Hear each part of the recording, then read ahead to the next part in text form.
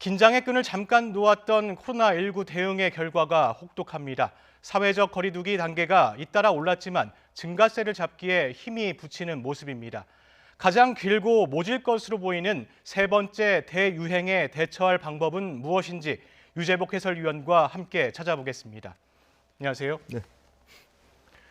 네, 사흘째 확진 환자 500명은 앞선 두 번의 유행 때에도 거의 없었던 상황입니다. 대구, 경북 중심의 1차 대유행이 한창이던 3월 초 이후에 약 9개월 만인 것 같은데요. 특히 수도권 중심을 벗어나 전국으로 퍼지는 양상이 걱정스럽습니다. 무엇보다 지방의 중환자 병상 문제가 좀 심각하겠죠? 그 앞선 두 번의 유행은 다 이제 한 지역에 국한된 경우가 많았죠. 그러니까 2, 3월 유행은 대구 경북 쪽이었고요. 8월은 수도권 중심이었습니다. 이번 세 번째 대유행도 시작점은 수도권 위주였거든요. 그때는 수도권의 발생 환자가 전체의 한 8, 90% 정도를 차지했는데 최근에 그것이 전국으로 확산되는 양상을 보이고 있습니다. 지난 일주일 동안 비수도권 발생을 보면 35% 이상으로 올랐습니다. 그렇다고 해서 뭐 수도권 환자가 줄어든 것은 아니고요. 지방의 환자가 늘어났다는 거죠. 강원이 이제 가장 심각하죠. 뭐 일주일 평균이 한 33명 정도 되니까요. 강원은 1.5단계 격상 기준이 10명이고요. 두 배가 오르면 이제 2단계로 올릴 수밖에 없는데 이미 그 자격을 완전히 다 이제 넘어가 있는 그런 상태죠. 그리고 최근에 이제 부산과 충북도 상당히 환자들이 이제 많이 늘고 있습니다. 근데 이렇게 늘게 되면 가장 그 처음으로 이제 문제가 되는 것이 바로 이제 중환자 병상이거든요. 그러니까 코로나19라는 게 전체 확진 환자의 한 3% 정도가 중환자로 옮겨가기 때문에 환자가 늘어나면 2주쯤 후부터는 중환자로 이제 옮겨갈 수 있거든요. 그렇게 되면 지방은 특히 병상 자체도 부족하고 또 병상의 호환성도 적습니다.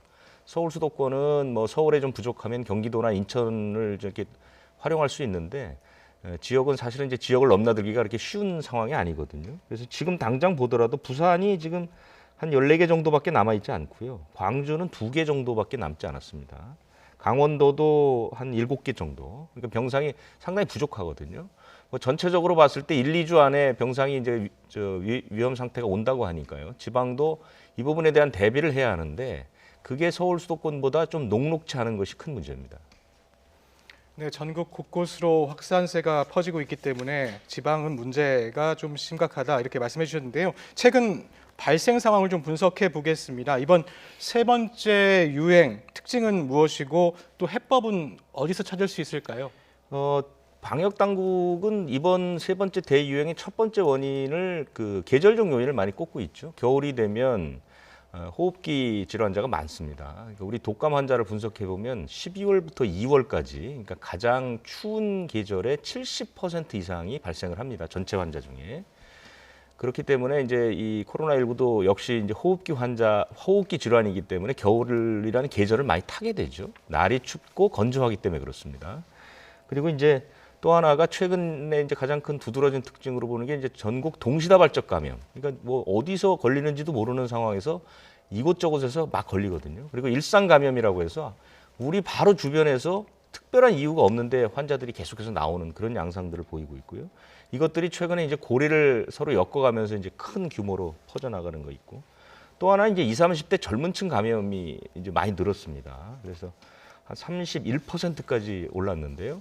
20, 30대 감염은 이 사람들이 큰 증상이 없고 그다음에 이제 활동력이 왕성하기 때문에 본인이 모르는 상태에서 지역 사회에 광범위하게 전파를 시킨다 이런 특징이 있거든요. 이것이 이제 동시다발적 전국적 발생과 맞물리는 것 같습니다. 그리고 또 하나는 뭐 그 정부의 대책이나 대안이 조금 선제적이지 못했다라는 지적도 받고 있죠. 그리고 이제 대책을 살펴보면 사실은 지금은 그 가장 좋은 대책은 사회적 거리두기를 좀 격상하는 것밖에 없습니다. 지금 과거의 상황을 보면요. 8월 대유행 때도 사회적 거리두기가 2단계로 오른 뒤 열흘 후부터 환자가 줄기 시작했거든요.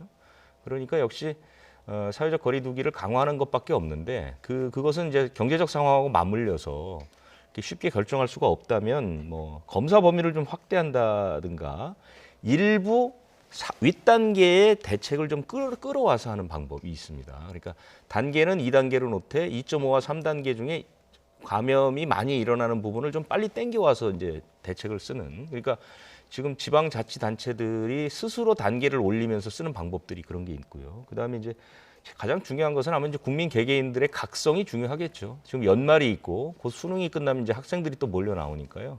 만남이나 모임 같은 거 자제하는 거 그게 가장 중요한 대책이 아닐까 싶습니다. 네, 일상 감염, 젊은 층 그리고 겨울철 이걸 세계가 방역 3대 위험 요소라고 말씀을 해주셨는데요. 네. 이게 산발적으로 일어났던 집단 감염의 지금 고리가 맞물리면서 규모가 커지고 있습니다. 같은 역학사슬 안에서 확진 환자가 100명 안팎까지 늘고 있고 N차 감염까지 일어난 사례가 계속 늘고 있는 거죠. 그러니까 최초에는 이제 감염 경로를 모르는 집단 감염이 여기저기서 막 일어나는데 이것이 이제 역학 조사를 해서 이제 파고 들어가 보면 막 얽혀 있는 거죠. 최근에 전남대병원 환자들, 전남대병원이 광주에 있는 곳이지만 그 전남 지역에 광범위하게 환자들이 나오지 않았습니까? 뭐 화순이나 이런 곳까지 퍼졌는데 이 전남대병원의 첫 번째 환자는 역학조사 결과 서울 중랑구에 사는 트럭 운전기사였습니다. 트럭 운전기사가 그 광주에 있는 교도소에서 집단 감염이 일어났는데요. 교도소 집단 감염을 일으킨 첫 번째 직원의 친구가 이사를 오면서 같이 이사를 왔는데 이 그 트럭 운전기사가 최초로 확진 판정을 받았죠.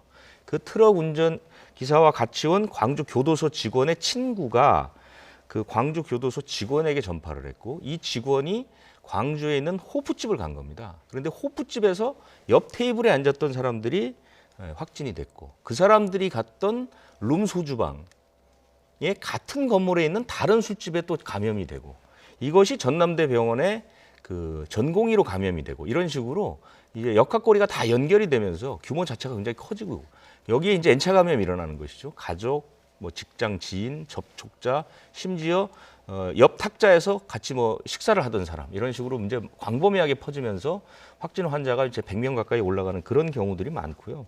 뭐 노량진 고시학원 그 124명이 나온 것도 역시 마찬가지로 뭐 식당, 사우나, 손님, 지인 이런 식으로 이제 막 무자비하게 퍼지는 이런 양상들이 지금 계속해서 일어나고 있기 때문에 역학조사도 어렵고 또 전체적으로 통제도 어려운 그런 상황으로 빠지고 있다 이렇게 볼 수 있습니다. 네, 일생활에서 방역 수칙을 잘 지킬 수밖에 없는 상황인데요. 상황이 점점 심각해지면서 사회적 거리두기 단계를 또다시 손봐야 한다는 지적도 나오고 있습니다. 내일 일부 조정안이 나올 것으로 보이는데 2단계에서 2.5단계로 격상을 할 수 있을까요?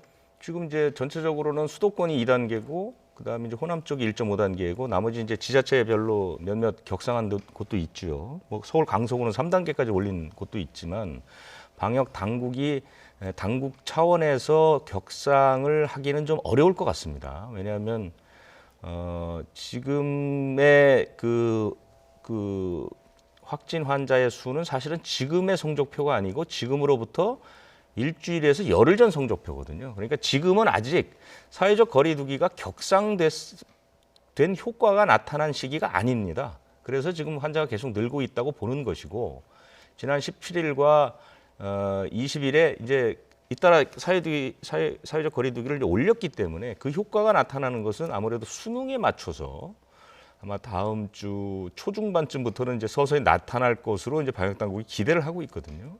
그런데 지금의 상황이 너무 이제 엄중하기 때문에 사흘 연속 500명이 나오기 때문에 내일은 아마 일부 조정이 가능할 것 같습니다. 그러니까 뭐 지역별로 단계를 상향한다든가 또는 뭐 그 조치를 조금 더 강화한다든가 이런 정도의 그 조정안이 나올 것 같고요. 전체적으로 격상하지는 않을 것으로 그렇게 예상을 하는데 많은 전문가들은 이제 그 부분에 대해서 굉장히 비판을 하고 있죠. 왜냐하면 지금의 상황이 처음에 1.5단계나 2단계 격상이 꼭 한 발씩 늦었거든요. 그래서 좀 선제적으로 올릴 필요가 있는데 이번에도 또 선제적으로 격상하지 않으면 수능이 끝난 뒤에 감당할 수 없는 수준이 된다는 비판들이 많거든요. 그러니까 내일 아마 이제 이런 부분들이 어떻게 결론 내는지는 좀 두고 봐야 될 것 같습니다.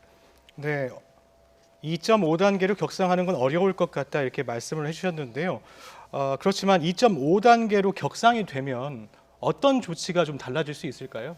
2.5단계가 되면 사실상 그 거의 모든 분야에서 봉쇄 효과가 있습니다. 왜냐하면 3단계라는 것, 3단계, 그러니까 우리가 5단계 중에 가장 윗단계인 3단계는 사실상 봉쇄와 마찬가지입니다. 그러니까 유럽식 봉쇄 정책 모든 것들이 다 이제 멈춰서는 단계이기 때문에 사실은 그 단계의 조치는 굉장히 내리기가 어렵습니다. 왜냐하면 3단계를 조치를 내렸는데도 환자 수가 늘어나게 되면 그 다음 방법이 없거든요. 그렇기 때문에 2.5단계는 3단계에 거의 맞먹을 정도의 강한 그런 조치들이 나옵니다. 그러니까 위험시설이라든가 중증관리시설이라든가 그다음에 이제 소규모 모임조차도 다 금지가 되고요. 식당 이런 것도 이제 영업이 전부 다 이제 그 안 되는 사실상 사회 활동이 대부분 마비되는 그런 단계까지 올라가기 때문에 방역 당국이 이 격상을 상당히 이제 신중하게 지금 검토하고 있다 이렇게 볼 수 있는 거죠. 네, 경제 상황도 문제가 있을 것 같고요. 네. 예, 다음 주에는 대학 수학 능력 시험이 예정돼 있습니다. 닷새 앞으로 다가왔는데 수험생 방역에 온 나라가 지금 초비상입니다. 서울 강남의 유명 입시학원 수강생이 확진 판정을 받았다고 하는데 방역 당국의 수능 방역 대책도 함께 좀 알려주시죠. 지금 서울 그 청담동에 있는 대치동에 있는 뭐 입시학원인데요. 여기 수강생 한 명이 확진을 했는데 이제 26일부터 지금 전국에 있는 모든 그 고등학교는 다 학생들을 다 이제 귀가를 시켰거든요. 그래놓고 남은 일주일 동안은 계속해서 이제 방역을 하겠다는 것이고 학원들도 가능하면 집으로 보내서 이제 원격 수업을 하라고 권고를 했는데 강제할 수는 없는 겁니다. 그런데 이 학원에서 이제 그 수강생 한 명이 확진이 됐는데 학원에서 전파된 것은 아니고 가족 중에 확진 환자 하나 있었던 것 같고 한 명 있었던 것 같고요. 그래서 이 학원에서는 26일에 종강을 하고 이제 오늘부터는 모두 이제 집에서 자습을 하겠다 이렇게 얘기를 했는데 어쨌든 학원이나 학교에서 고3 학생이 확진을 받게 되면 그 학생이 이 정상적인 상태에서 시험을 볼 수 없기 때문에 사실은 굉장히 조심을 해야 되고요. 그래서 모든 학교들이 다 이제 귀가를 시킨 것이고 집에서도 고3 학생, 수험생이 있다면 남은 일주일은 거의 격리 상태로 좀 놔둘 필요가 있다. 왜냐하면 학생 감염의 70%가 가족 사이 감염입니다. 그러니까 가족 간 전파가 많기 때문에요. 집에서도 가능하면 마스크를 쓰거나 좀 가능하면 접촉을 안 하는 방식으로 일주일 동안은 좀 고통스럽더라도 그 수험생들을 좀 관리해야 할 것 같고요. 시험 당일에는 어쨌든 확진이 됐던 또는 그 자가격리 상태에 있든 학생이 원하면 시험을 볼 수 있도록 모든 조치는 다 해놨습니다. 그렇기 때문에 그 부분에 대해서 너무 이제 걱정하지 말고 시험을 준비를 하면 될 것 같습니다. 네, 수험생뿐만 아니라 가족들도 방역 수칙을 철저히 지켜야 한다 이렇게 말씀을 해주셨습니다. 네, 산밀 환경 그러니까 밀폐, 밀집한 상태에서 감염이 쉽게 일어나지만 야외 감염도 적지 않다고 합니다. 네. 강원도 홍천의 사업장이나 서울 서초구 공사 현장에서도 집단 감염이 있었군요. 그러니까 코로나19를 둘러싼 오해 가운데 하나가 이제 야외에서는 감염되지 않는다 이런 그 얘기들이 있거든요. 그런데 실제로 뭐 야외에서 감염된 사례는 지금도 많았고요. 뭐 야외 캠핑장에서도 감염이 되고 그랬으니까요. 이번에도 마찬가지인데 그 홍천의 공공 산림 가꾸기 사업 이게 이제 약간 이제 연세가 좀 많으신 분들이 참여하는데요. 여기서 70대 주민이 확진이 됐는데 여기는 한 76명 정도가 세계적으로 참가를 해서 이제 나무 제거 작업을 하는데 여기서 한 분, 할아버지 한 분이 확진이 됐는데 검사를 해보니까 같이 이제 그 참여했던 9명이 감염이 된 겁니다. 그래서 지금 감염이 이제 조사 대상자가 상당히 많기 때문에 아마 감염자는 좀 더 늘어날 것 같고요. 그래서 홍천이 거리두기 이제 2단계로 격상을 했죠. 그리고 이제 서울 서초구에 있는 그 공사 현장에서는 건설회사 직원이 한 명이 확진됐는데 역시 마찬가지로 한 명이 그 확진 판정을 받아서 그 주변에 있는 접촉자들을 전부 검사해 보니까 8명이 또 나왔다는 것이죠. 그러니까 최근 감염의 특징이 한 명이 확진 판정을 받게 되면 이미 그 주변에 상당한 전파가 일어난 상태에서 확진이 되는 그런 경우들이 많거든요. 그래서 진단 검사를 해보면 추가 확진자가 많이 나오는 그런 특징을 갖고 있는데요. 이분들은 대개 야외라기보다는 뭐 탈의실을 같이 쓰거나 목욕 시설을 같이 이용하거나 뭐 휴게소를 같이 이용하거나 그런 곳에서 감염될 가능성이 상당히 있다 이렇게 보입니다. 네, 이런 와중에 공무원들의 적절하지 않은 행동도 비난을 받고 있습니다. 집단으로 연수를 떠나거나 마스크 착용을 거부하는 사례가 있었다고요. 그러니까 공무원이라는 게 뭐 말뜻을 풀어보면 공적인 업무를 하는 사람들 아니겠습니까? 공공의 업무를 하는 사람들 가운데 가장 지금 중요한 업무는 코로나19 감염병에 대처하는 업무라고 생각하는데, 물론 그분들이 고생을 모르는 것은 아니지만 가장 지금 그 코로나 상황이 엄혹한 이때에 꼭 그렇게 뭐 집단으로 연수를 가거나 뭐 워크숍을 가거나 이런 식으로 떠나서 집단 감염을 일으켜야 했는지가 의문이고요. 또 하나는 이제 그 YTN에서 보도한 것처럼 당진시 공무원들이 그 당진시의 그 파업 집회가 있는데도 불구하고 이제 보건 담당하는 사람들하고 같이 어디 뭐 연수를 가고, 또 그 사람들이 돌아와서 마스크를 쓰라고 하니까 마스크도 쓰지 않고, 뭐 그 CCTV를 보면 마스크를 쓰는 것을 이렇게 요청하는 업주를 막 잡아당기기도 하고 마스크를 막 내리기도 하고 뭐 공문을 보여달라고 이런 행패를 부렸다는데요.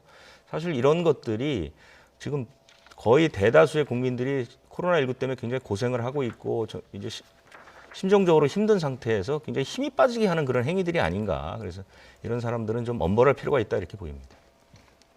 네, 지금까지 유재복 해설위원과 함께 코로나19 관련 사항 알아봤습니다. 감사합니다.